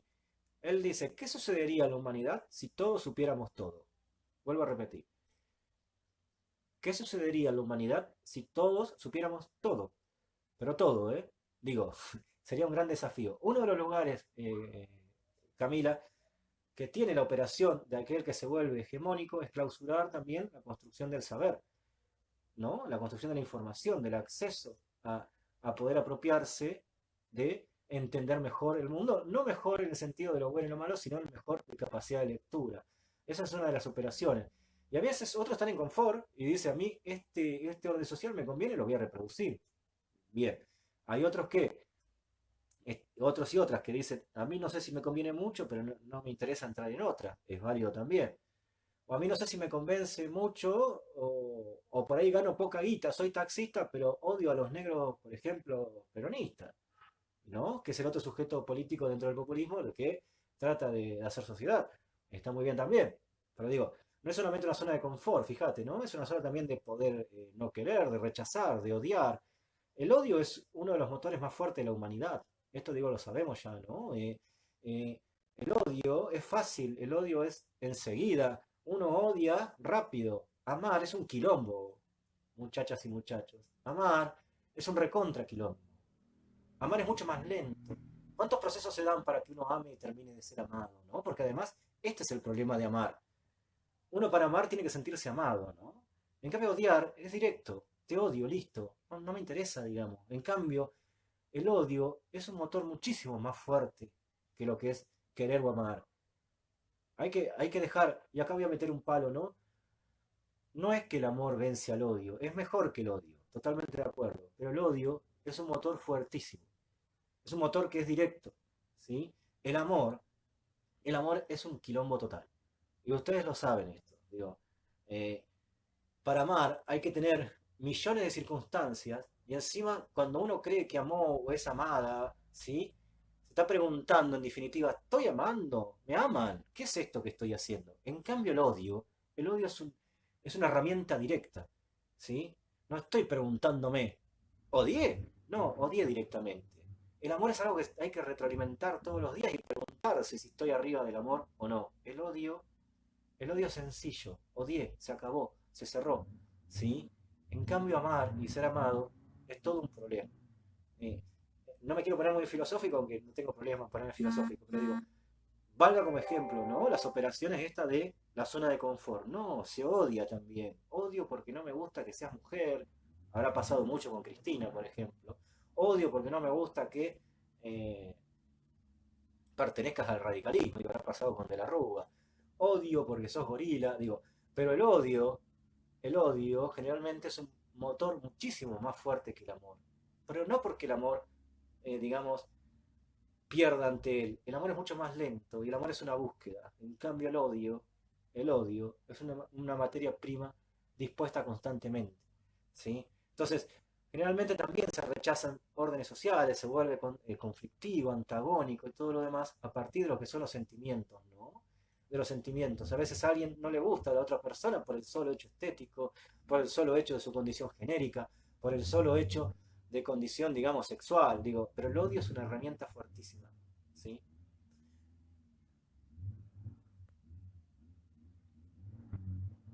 El anarquismo, dice Agus, que defiende la libertad del individuo, ¿cómo lo clasificaría Rinesi? Buena pregunta, Agus. El anarquismo era una posición, ruidos del conurbano, vuelvo a decir. Saben que vivo en Paso del Rey, ¿no? Paso del Rey, lejano oeste, eh, conurbano profundo. Y bueno, no sale nadie a la calle, pero los pibes que tienen moto, ¡tra! ¿Sí? Eso también es construcción de identidad, es decir, acá estoy con mi moto. Y no es que estoy con mi moto, le suelto el caño de escape y soy yo. Eh, Pasé, ¿sí? Pero bueno, es una moto. A ver, el anarquismo que defiende la libertad del individuo, ¿cómo lo clasificaría? Sigo escuchando la moto. Decía, el anarquismo, August tiene un tema que es que parte del ideal. El ideal anarquista es ni Dios, ni padre, ni patria, ¿no? Eliminando estas tres instancias, eh, las sociedades serían más justas para el anarquismo, ¿no? El problema es que, supongamos que vuela Dios, lo tocamos, que convencemos a toda la sociedad de que no existe Dios. ¿Será posible? Digo, o que no existe ninguna construcción extraterrenal, ¿no? No estoy hablando del Dios católico, sino de la Pachamama, Buda, lo que ustedes quieran, digo, eh, lo que quieran. Digo, hay que convencer a toda la sociedad que eso no existe. Pero pues, supongamos que no, que lo podemos convencer. Supongamos que borramos la figura paterna, ¿no? Como el centro de la familia. No es difícil, existió eso en la historia de la humanidad. En el matriarcado siempre fue la figura, ¿no? de la mujer, del hogar, la que mandaba, la que sostenía el relato.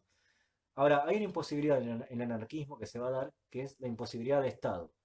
El anarquismo no quiere la abolición del Estado también igual que el marxismo. De hecho, eh, es algo donde el anarquismo no va a poder, casualmente, ser condensado, porque no hay sociedad sin Estado. Es un imposible. Es un ideal de ellos que no se va a dar. Y es la gran pelea que se da en la Revolución Rusa. Recuerden, no me quiero ir mucho de historia, pero ya que estamos, el gran problema de la Revolución Rusa es que ante los mencheviques o ante el ejército del emperador en ese momento, ¿no? Los bolches y el anarquismo pelean juntos. Pero una vez que vencen, el anarquismo pide sí o sí la abolición del Estado.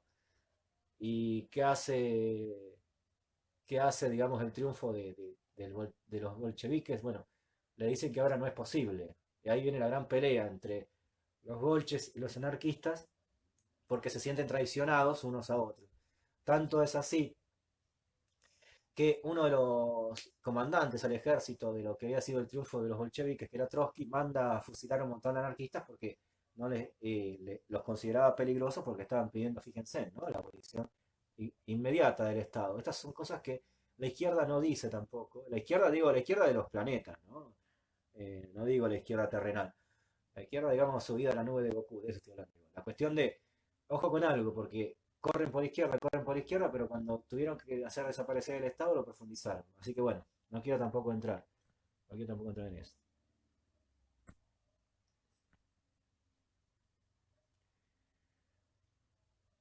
entraría en juego lo de Alemania, que sí, igual acuérdense que Alemania tiene una virtud, ¿no? La del negacionismo. Si vos negás que hubo exterminio en Alemania, vas preso. Recuerden esto. En cambio, en Argentina, si vos decís que no hubo desaparecido, no tenés problema. Eh, y acá viene el gran problema y el antagonismo, ¿no? Eh, Acá viene el gran problema del antagonismo. Eh, Hay parte de la sociedad civil que te dice que no fueron 30.000. Es más, la UBA, la UBA en sus estudios haciéndose los recontra objetivos dice que fueron 8.000, ¿no? Se agarra de ahí la UBA. Muchas cátedras, otras no, ojo. Eh, es increíble, pero se dan cuenta cuando uno dice, bueno, hay una institución que uno lo hace, digamos, un poco más humana, bueno, habla de un número, pero niega los 30.000 también de manera velada, pero bueno, algunos me van a salir a matar, me van a decir, no toda la UBA, no, por supuesto, dije algunas cátedras, dice, además no le tengo miedo a la UBA ni a nadie, digamos, eh, ni ahí, ni ahí. Están en la mejor facultad, y esto ustedes deben estar cansados, pero nosotros somos facultad de comunicación, ellos tienen carrera de comunicación, no es lo mismo. Eh, pero vuelvo a decir, Alemania tan fuerte es que quiere clausurar ese relato que puso legalmente la cláusula del negacionismo, aquel que la niega, que niega el holocausto va preso. Acá vos decís que los desaparecidos están caminando por Europa y no tenés ningún tipo de problema. Eh, pero, más allá de eso, los derechos humanos en Argentina fueron ganados por el populismo. Ahí nadie puede hacerse, digamos, nadie quiere poder volver a esa etapa. Los cuerpos en la calle de todos los que consideramos que lo peor que los pasó fue esa dictadura militar del 76 al 83, han ganado en la democracia en lugar de que no queremos eso ocurra nunca más, por ejemplo, pero además ponemos el cuerpo todos los 24 de marzo y constantemente en la que militamos para casualmente avisar y tener memoria de que eso no va a pasar más, ¿no es cierto? Así todo, en la sociedad civil todavía hay algunos que discuten, hablan de gente que no está desaparecida y que está viva, ¿no? No es que niegan, además niegan la cantidad de cuestiones, o hay gente que te dice que vuelvan los milicos, pero bueno, generalmente es una posición también, ¿no? Si uno lo pone y dice, bueno, fíjense en el antagonismo acá, ¿no? No puedo convencer a todos de que eso fue, digamos, exterminio, desaparición, apropiación de niños. No, algunos dicen que fue una guerra civil. Del Estado, digamos, contra un grupo fue una guerra civil, una genialidad. No recuerdo la comparación de sofistas y filósofos, lo de los relatos de imposiciones hegemónicas y los comunicadores. Sí, sí, por supuesto. Lo que pasa, Delphi. Lo que pasa, Delphi, que toda nuestra matriz de pensamiento tiene que ver con pensadores anteriores. Lo que pasa es que los pensadores anteriores nos sirven también para acompañarlos, agarrar de ellos lo que consideramos que está bueno, y algunos para contradecirlos, para tensionarlos y desplazarlos, ¿no es cierto? Eh, pero la idea, esto digo, de pensar nuestro, no tiene que ver que se nos ocurrió a nosotros. No, gracias a la historia del pensamiento de la humanidad, hoy construimos una teoría, ¿no? Hoy estamos construyendo esta teoría. Es innegable eso, es innegable. Porque uno va a entrar a discutir sí o sí con otras teorías. No sé si hay más preguntas, no sé. Dice Cami Rigoyen, yo no puedo odiar a nadie. Buenísimo, Cami. Pero el motor, el odio es. El profe, yo a las 4. Me estoy leyendo. El amor es un quilombo total. Anotadísimo. Gracias, Delphi. A ver si hay más preguntas. ¿Qué pasó con la cuarentena? No sé por qué lo preguntás, Cami. Yo estoy acá en cuarentena. Ahí está mi vecino. Ah, con el vecino, decimos. Con Urbano no lo entenderías. Hay que estar en el conurbano, es verdad. Es verdad, Mila. Aguante Argentina, por supuesto. Ahora, ¿qué queremos decir cuando decimos Argentina, no? Micaela, ¿vos te crees que no hay como una interpretación polisémica, quiere decir, muchas interpretaciones cuando decimos Argentina? Para algunos argentinos es, qué sé yo, el relato histórico, para otros es las Malvinas, para otros es la democracia, para otros, como para mí, la Argentina es las madres y las abuelas de Plaza de Mayo, eh, o un montón de esas cosas también, ¿no? Los pibes de las Malvinas. Pero digo, las interpretaciones, las interpretaciones son posibles, ¿no? De Argentina es un enunciado totalmente polisémico, Micael. Bauti dice que es repicante, no sé qué, si está comiendo algo en la casa. Juan mandó a casa la uva. Mirá ese antagonismo con la uva. El tipo, jajaja. El caso de La Plata pasa lo mismo con las motos. Ah, gracias, Facu. Me imagino que sí. Bueno, vamos a hacer una cosa y ahora sigo. Denme, a ver, ya hace cuánto que estoy hablando. Falta poquito. Me dan 5 minutos y, perdón, menos, y vuelvo. ¿Sí? Hago un pequeño descanso y seguimos con lo que queda de Rinesi.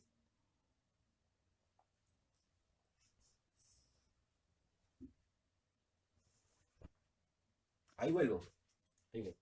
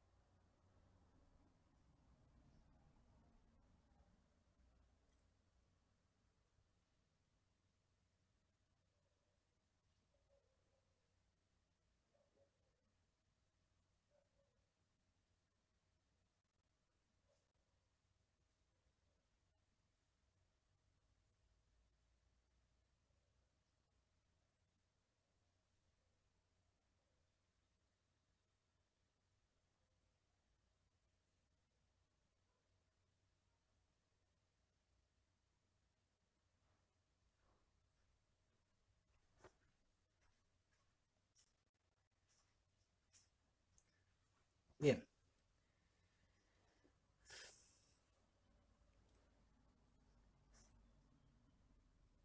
Bueno, continuamos ahora.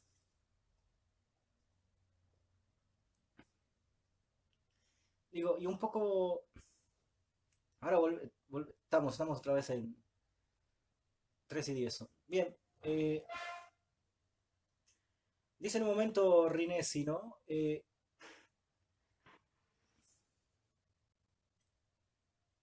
Ahora después viene el gato. Después, juro que 2 minutos antes de cerrar traigo a Pierre. Eh, ahí vi dónde está. Está tirado al sol. Está tirado al sol. Él con eso está contento. No se pregunta por la sociedad, el antagonismo, el conflicto. En el mundo de gatos solo hay cosas de gatos, ¿no? Vaya a saber. Pero bueno, no quiero hablar de Pierre. A ver, ya demasiado lo escucho todo el día. A ver, dice Hobbes y, perdón, dice Rinesis, y esto que tiene claro con la cuestión del consenso sobre todo, ¿no? Eh, dice, dice Rinesi, me desconcentran por el tema gato, por favor. Lo que ha hecho la filosofía occidental, dice, ha mostrado antipatía hacia el mundo de la tragedia. Dice Platón en la República intenta claudicar lo trágico a partir de la búsqueda del orden, ¿no es cierto? Claro, tengo que llevar una jaula a Pierre, porque si no empieza a pelear. Eh, déjenme volver. Déjenme volver. Decía, vuelvo a repetir, la filosofía occidental ha mostrado antipatía hacia el mundo de la tragedia. Dice Platón, en la República intenta clausurar lo trágico, ¿no? A partir de la búsqueda de un orden. Claro, lo que pasó al pensamiento de Occidente, lo que pasó en el pensamiento de Occidente, ¿no es cierto? Es que fuimos muchos hijos de las ideas de la primera forma que hubo en la humanidad de pensar racionalidades como lo hace la filosofía de la antigua Grecia, ¿no? Le debemos muchísimo a esos pensadores, ¿no? El mundo se pensó a pensar con racionalidades a partir de ellos. Y la influencia de Platón ha sido grandísima, tanto es así que en todos los primeros años de la mayoría de las materias de las carreras aparece Platón, ¿no? Lo que a veces se camotean es a Nietzsche. Digo, lo muestran a Cristo, pero también se olvida del anticristo que fue Nietzsche para la filosofía, ¿no es cierto?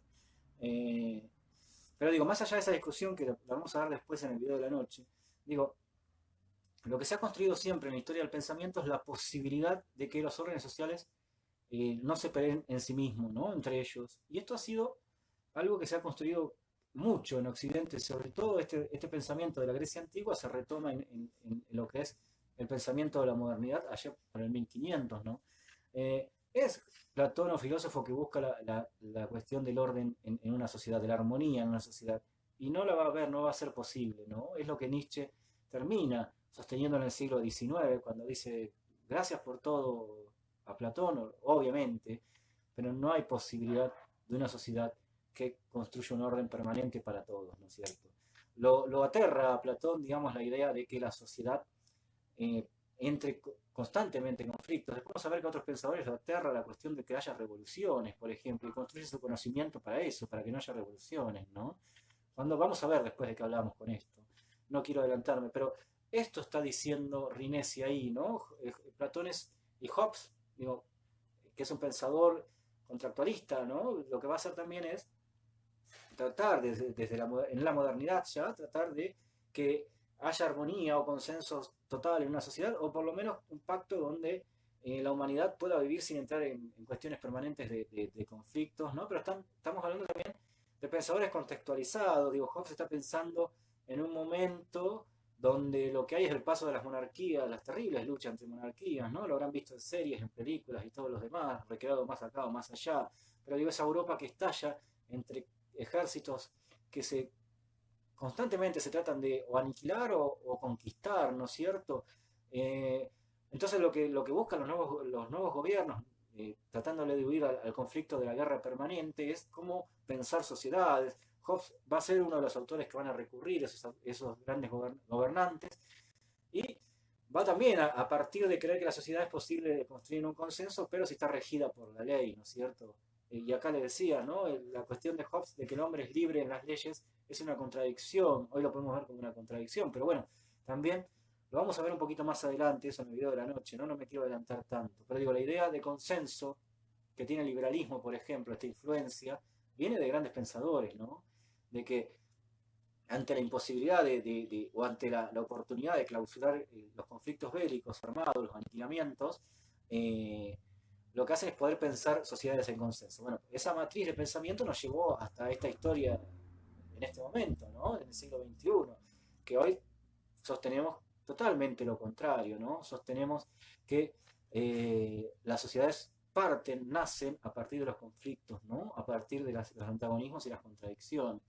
Eh, no es que las influencias de los liberalismos son porque los liberalismos se les ocurrió, digamos, ¿no? No, tienen fuerte base filosófica en estos pensadores.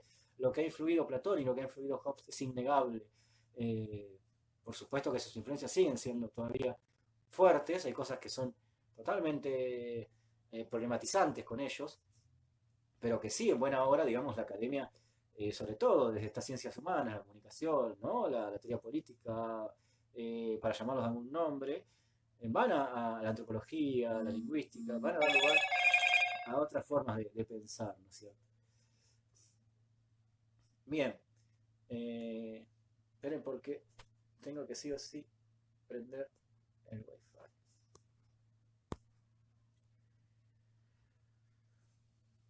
Bien, me avisa claro que consumí mis megas. En realidad yo tengo wifi, no sé por qué lo tenía desconectado.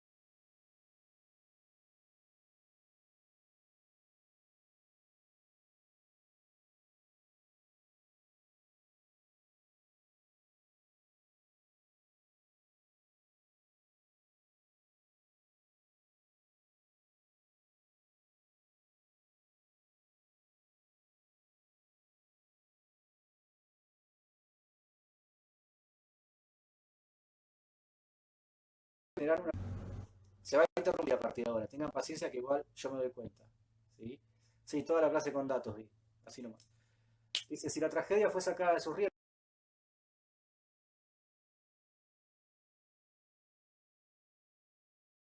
eterna entre la consideración teórica y la condición trágica del mundo. Eh,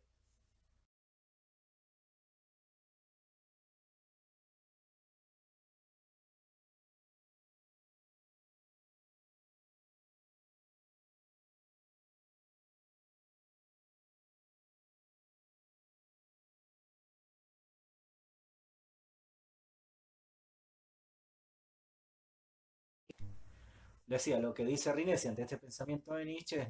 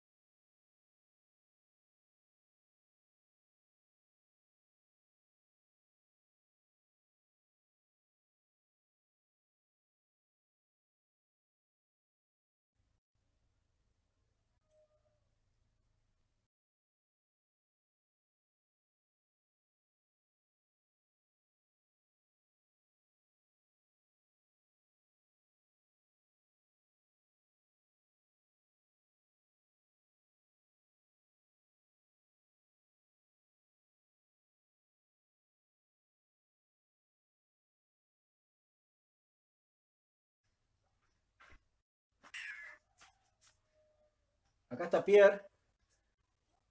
Bueno, vamos a hacer una cosa. A la noche vamos a hacer la segunda parte de este video, ¿sí?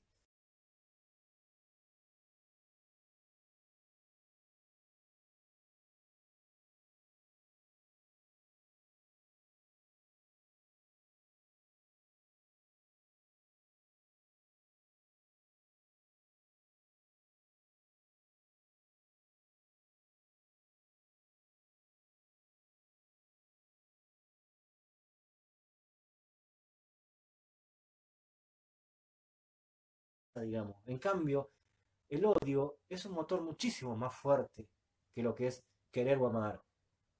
Hay que dejar, y acá voy a meter un palo, ¿no? No es que una cosa más, lo voy a hacer a las 10 de la noche, Aldana. Lo voy a hacer a las 10. Bueno, a partir de ahora